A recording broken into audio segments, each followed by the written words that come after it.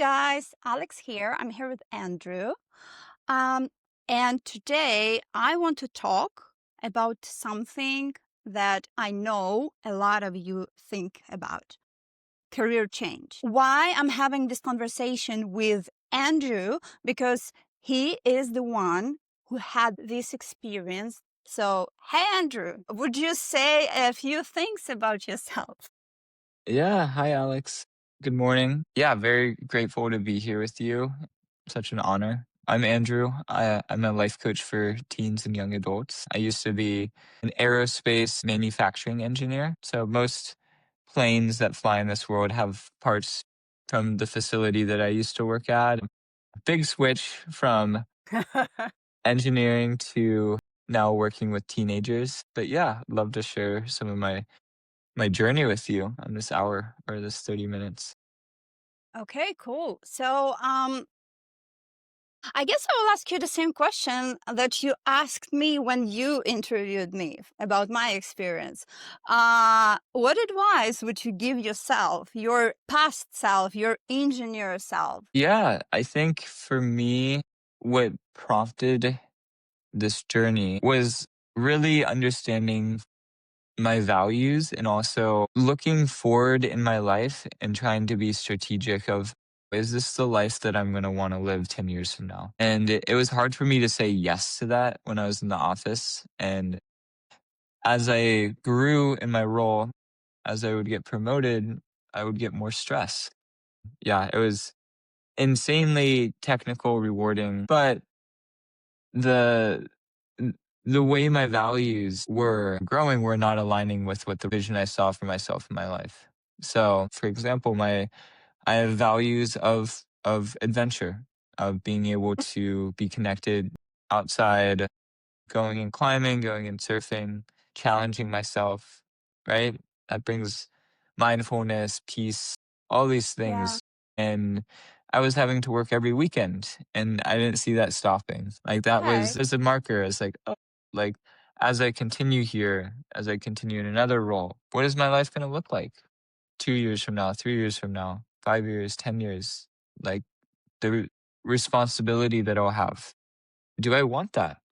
It just got me thinking of like, okay, well, this is meaningful work. It's rewarding, but who am I as a person? How can I lean into that version of myself and yeah, work for myself? There is that idea. And coaching was one of those ways to shift into something that really aligned with who I am and my passions. And this was a rocky journey by all means. So another reason, another marker why I made the transition is because I knew I wanted to quit my role and go travel. And when you know you want to quit, you know that something's not sitting right with the things that are important to you. Mhm. And so I traveled for a little bit. And coming back, I was faced with this question of, oh, I'm going to apply to more engineering roles, come back, have a job when I get back, and go straight back into normal life. It's like, Mhm. okay. And as I was applying, every job that I applied for, I knew that I was going to quit that in 2 years Why? because I wasn't excited about the work. I wasn't excited about how it made me as a person. It wasn't aligning with who, what I care about. And Mhm. I didn't see a future there. But for 2 years, yeah, maybe. So yeah, I asked myself the question of, if I'm gonna invest my time in something, it's gotta be worth it. Why not? Why waste my time at a job for 3 years and then go do something else?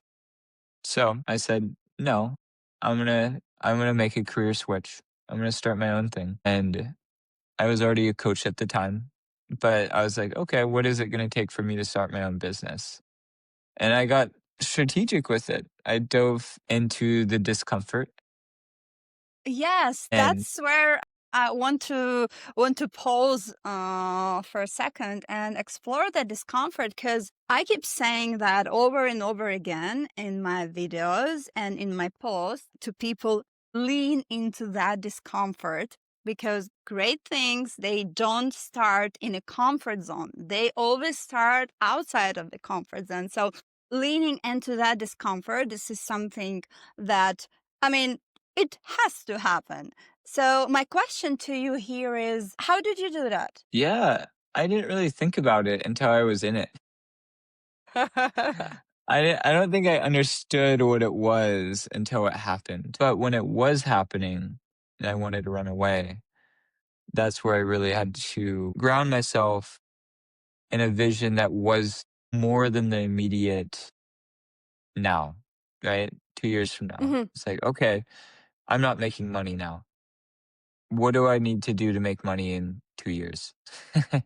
Like, that was the mhm, question I had to ask myself. mhm. 5 years from now, if I stick with this will be worth it, right? Yeah. And then how can I make ends meet to make it to that point? I have another question about discomfort. So, specifically about that decision that you don't want to do that job, but you also know that something else will take time. And of course, you gotta eat, right? And obviously, there are some fears. Fears a lot of people have responsibilities, mortgages, kids. I know you don't have kids, but you had your own stuff. So, how did you deal with those fears? Yeah, there is a lot of responsibility. I think at the point in my life where I made this switch helped me because I didn't have that many things or things tying me down. Coming back from traveling, it was more like I was continuing my adventure, but in the professional space, right? Connecting that Mhm, value to what I was doing and meaningful work that I wanted to do with my business. But there is a lot of fear. It is not easy. And the way that I was able to move into that was I got a different job as a yoga instructor, and I leaned into that while I built my side gig business. I taught a ton of yoga and it did coaching on the side as like the scales were balanced, like, and then it mhm, slowly started to shift into coaching. mhm. That's how I was managed the fear, knowing that I had something to shift weight into. If I understand this correctly, so you were like, okay, I can't be a full time coach right now because it takes time to build a career like that. However, this is like a middle step. I will do some yoga teaching and I will also do some coaching, and that help you to stay in that space. Is that so, or it felt differently? Nope, that's it. And to be honest, I did everything I could. I got 3 jobs and I was like, "Okay, I gotta eat, but I'm Mhm, building this on the side." Right? mhm. I'm putting energy into this business every single day and designing a strategy to get to, yeah, what does this look like 2 years? In 2 years? What do I need to have happen in 2 years or a year? Like what milestone do I need to hit? That kept me on my path even though that the waters felt rough.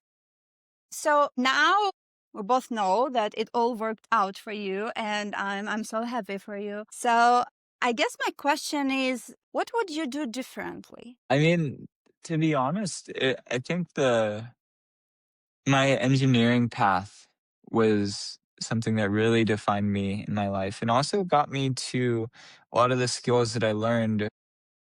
I would not be able to start something on my own without that. I think what advice that I would give myself is really trust that those moments where the fear exists and lean in, take the risk. Just keep pushing forward. Can you commit Mhm, 100% to this? Because every time I've done that, it's paid off, even though that it's been really scary. that's amazing. What mistakes did you make in this process of transition that you now wouldn't make if you had to do this again?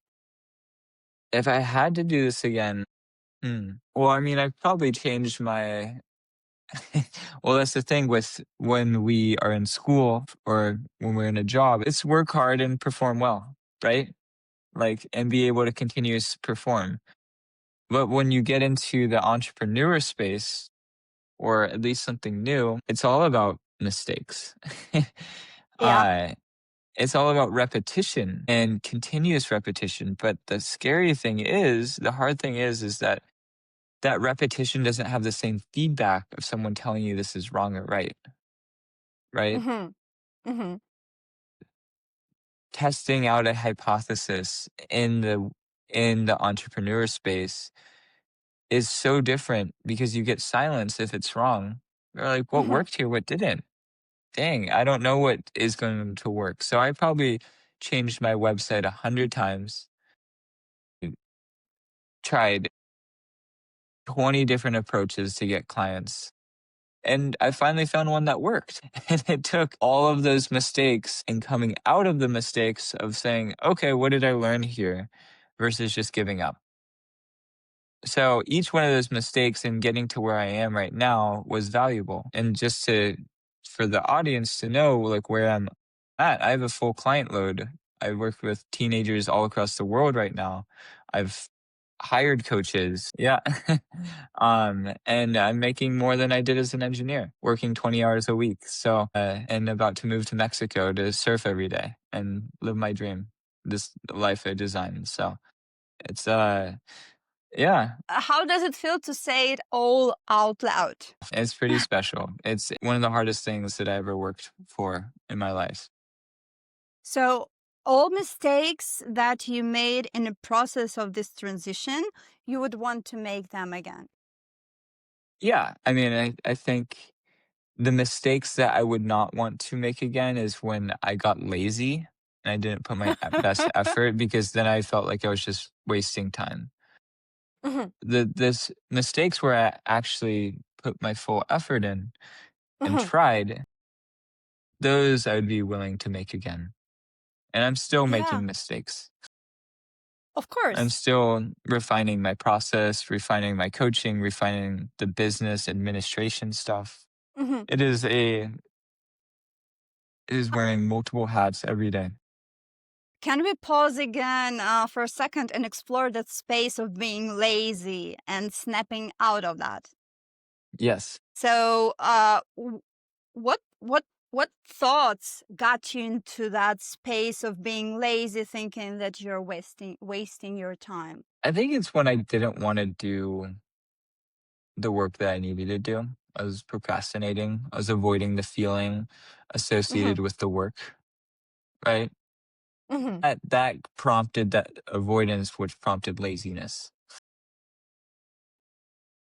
So, And what yeah, you're saying is, even though you were working toward something that is dear to you, is important, there were still part of the process that you didn't like. yeah, yeah, absolutely. Yeah, it's not all sunshines and rainbows. Yeah, I think it's important to understand. So, yeah, my question here is, do you think it is possible to avoid all the things that you don't like and only do things that you like and still get where you are? No, I think you need to learn to be a resilient, hardworking person that's willing to put consistent effort into something. And how did you snap out of that space? Yeah, well, I mean, a lot of different ways, but working with you and you coaching me through that hard time. Yay! Also, it was you. Also, vision recording, right? Writing down my vision of where I wanted to be, recording it on an audio and playing that to myself every day, getting clear on the big picture of what I was doing that was bigger than me, right? Hmm.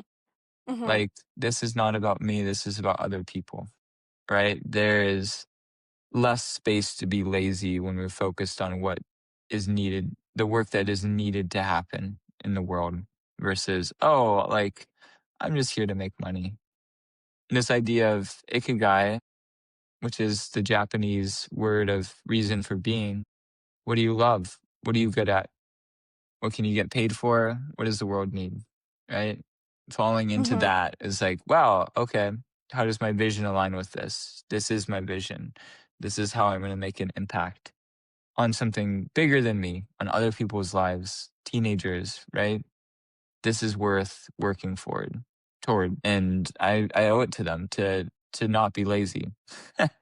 That's my motivation. Were there times where you thought, okay, it might not work and I'm gonna need to get back to engineering? Yeah, probably like 8 or 9 times I was like, I'm gonna go back to engineering. And believe me, my old company would have taken me back in a heartbeat. They're still I do asking believe me. in you. Yeah. When I got back from my trip, they're like, the engineering director is like, "Hey, can I buy you a beer?" And he's like, "Would you want a development engineering role? Like, or do you want to be a manager? What do you want?" Like, You said 8 or 9 times that happened. yeah, there was a time, yeah, I was like, "Oh, wow. Should I just stop what I'm doing? Is this worth it?" Parents weren't believing in me, like, "Maybe you should go back to engineering." I'm like, barely making it. Yeah. So, Okay, so let me draw a picture here. So there you are, sitting with low income, without support of your parents who don't believe it's going to work, no clients. You're getting offers from your old work, better offers, and you're there in that space. What made you stay? Like, what made you stay in this process all those 8 times or nine? I I think it was more about just focusing on what I can do now.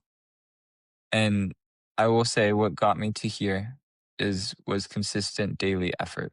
Consistent daily effort. I love it. Yeah. Consistent actions every day. I will repeat this again for everybody who's listening. Small, consistent actions every day. That is something that will get you where you want to be. I know that for sure. Andrew knows that for sure. So I just wanted to say that. Yeah, no, absolutely. Yeah, like this goal was really big and I didn't really know what it was going to turn into. But as soon as I started creating expectations or measurements with that, it became overwhelming and stressful. Mhm, And so I had to come back to, okay, what can I do this week? What are my goals this week? All right, mhm, okay. Maybe mhm. one lead I can generate. Maybe that's through talking to, connecting to my yoga studio. Maybe that's getting a review, like something simple, right? Has powerful impact. Or yeah, like writing a really intentional blog. I can do this, and if these actions grow, where is it going to be? How does that align with my vision? This is like, putting your energy into that space. And when you do that, eventually it just pays off. Yeah, yeah, it does. So. But yeah, and when it's paying off, it's kind of surreal. It's like, yeah, just to be clear, like it wasn't like 2 years of just like no clients for me. Maybe I think at one point I was at 7, and then but also doing yoga and doing another gig, sales gig, and house sitting and all these things. So summer hit, and I was like, "Oh gosh, I'm gonna get rocked again." So, started investing in, yeah, that consistent daily action with my business visibility. I was down to like 1 client, and then I went up to like 3, and then I went up to 5, and then I went back down to 3. And then in September, I went from 3 to 16 in 4 weeks. Mhm. And then now I'm at 20 and there's a wait list and I just hired someone. That's where I am right now. So it's a ups and downs. So we got small, consistent actions every day. We got visibility. What else? So, what else helps get where you want to be in your career?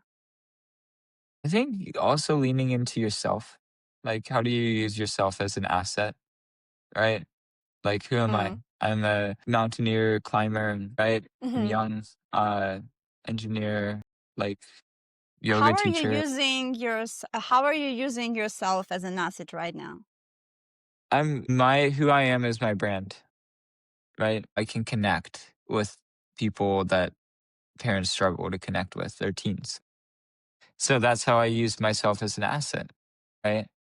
It's like, no, like I'm not a there's nothing wrong with this, but like an older kind of middle-aged Mhm. therapist energy, Mhm. right? That's Mhm. similar to a parent. no, I'm someone that's young and fun, right? And I'm Hmm. gonna have to continue to adapt who I am to what my business is, right? Yeah.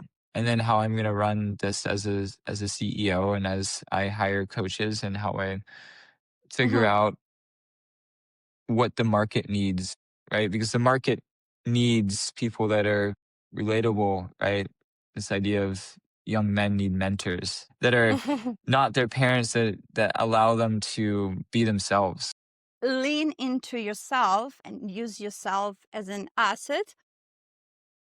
I want to draw a little map here, kind of.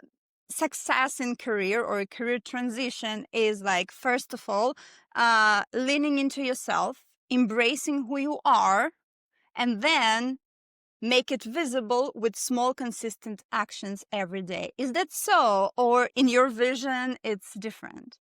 No, I agree with that. The only thing I'll add to that is the actions that you do, make them count. About being yourself, leaning into yourself. When it happened to you, you already were a trained coach, right? So obviously you had a lot of self-awareness and you knew how to ask yourself the right questions and how to lean into that. But what would you advise to a person who doesn't have that skill, just a normal non-coach engineer sitting there and thinking, I'm uncomfortable. I don't know what's going on, but I'm uncomfortable. How would you help that person to explore that feeling? Ask that if that person can ask themselves, what is important to me right now? What is important to myself 5 years from now? And then trust your gut. Trust your gut. Yeah. Is this really what I want to do until I retire? Is this your last job? Is this your first job? Is your first job your last job? Or Hmm. yeah, what experience of life do you want to have? What's Hmm. important to you now? What's going to be important to you in 5 years? Hmm. Is the way that you're going aligning with that? Trust your gut. Hmm. Yeah. If you invest your money, Hmm. it's like how is it going to grow versus just spending it? Hmm. Okay. So I want to wrap it up for today. I think we've covered a lot of things here, a lot of important things. Drew a map, so we're good to go. However, I want to ask you one last question. Okay. If you had to advise something, like one thing to a person who is considering career change, what would that be? My question to them would be through a career change, what do you hope to learn about yourself? That's a wonderful question. Because even if we Hmm. do it and it's the wrong choice, right? It's like the Hmm. idea of repetition. We're Hmm. finding what works for us. But Yeah. by doing that, what are you going to learn about yourself through that discomfort, right? Through the change, Hmm. through making that leap. It's versus just staying in what's normal, what you're used to. So, Hmm. I will add something here. I would also ask, who do you want to be? Because usually when people are in that space, they're not happy.